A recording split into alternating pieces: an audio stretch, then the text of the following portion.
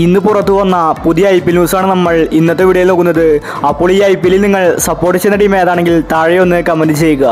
ആദ്യത്തെ ഒരു update RCB ടീമിനെ സംബന്ധിക്കുന്നതാണ്. RCB ലേലത്തിൽ വാങ്ങിയ താരമാണ് ടോം കറൻ. RCBയുടെ ബൗളിംഗ് ശക്തമാക്കാനാണ് ടോം കറനെ വാങ്ങിയത്. എന്നാൽ ഇപ്പോൾ ടോം കറനെ പരിക്കേറ്റിരിക്കുകയാണ്.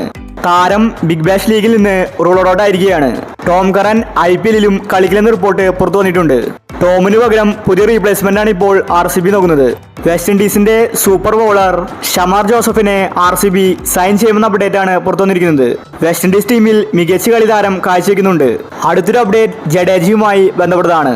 CSK ടീമിനെ വലിയ പണിയാണ് കിട്ടിയിരിക്കുന്നത്. ജഡേജയ്ക്ക് പരിക്കാണ്. ഇംഗ്ലണ്ടുമായിട്ടുള്ള ടെസ്റ്റിലാണ് ജഡേജയ്ക്ക് പരിക്കേറ്റത്. ശേഷം താരം റൂൾ ഔട്ടായി.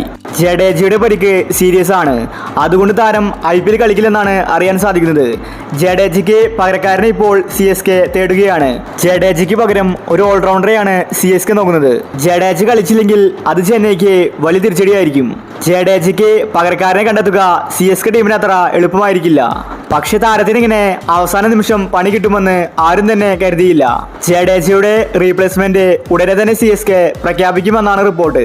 അടുത്തൊരു അപ്ഡേറ്റ് IPL-ന്റെ ഷെഡ്യൂളുമായി ബന്ധപ്പെട്ടതാണ്. IPL-ന്റെ സാധ്യതാ ഷെഡ്യൂൾ ഇപ്പോൾ പുറത്തുവന്നിരിക്കുകയാണ്. അടുത്ത മാസം 23-ന് IPL ആരംഭിക്കുമെന്നാണ് റിപ്പോർട്ട്.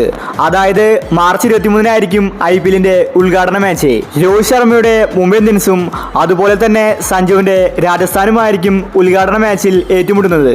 IPL 2 ഷെഡ്യൂളായിട്ടാണ് പ്രഖ്യാപിക്കാൻ പോകുന്നത്. ഇന്ത്യയിൽ ഇലക്ഷൻ നടക്കുന്നതുകൊണ്ട് 2 പാർട്ടായിട്ടാണ് IPL നടത്താൻ പോകുന്നത്. IPL-ന്റെ ആദ്യ ഷെഡ്യൂൾ ഈ മാസം തന്നെ പ്രഖ്യാപിക്കും. ഇനി 1.5 മാസം മാത്രമേ IPL തുടങ്ങാൻ ബാക്കിയുള്ളൂ.